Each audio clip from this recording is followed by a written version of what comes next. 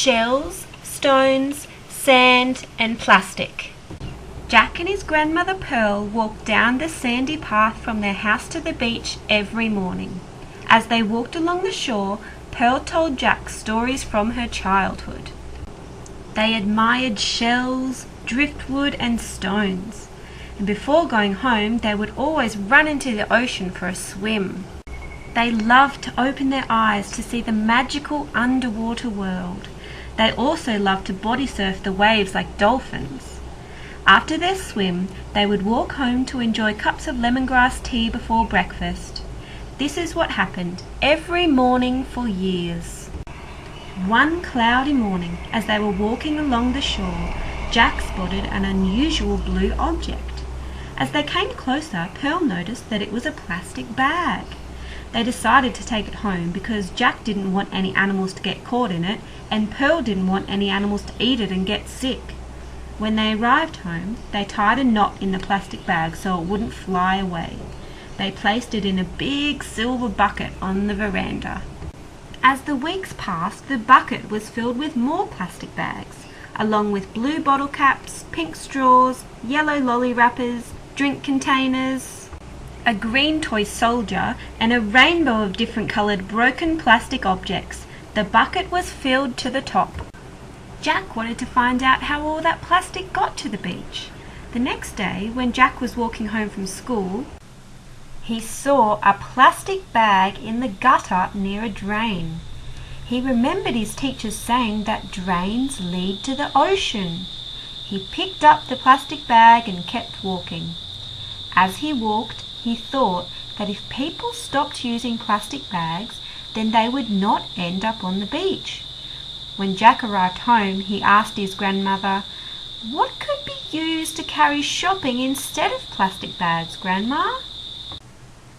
Many years ago, before plastic was invented, we used cardboard boxes to carry our groceries. We also carried cloth bags with us, Pearl answered. Jack and his grandmother talked about all of the different ways to reduce plastic. Pearl had done this all before when she was younger. Jack made a list. That night, Pearl made bags on her sewing machine using fabric from an old cotton bedsheet. At school the next day, it was Jack's turn for news.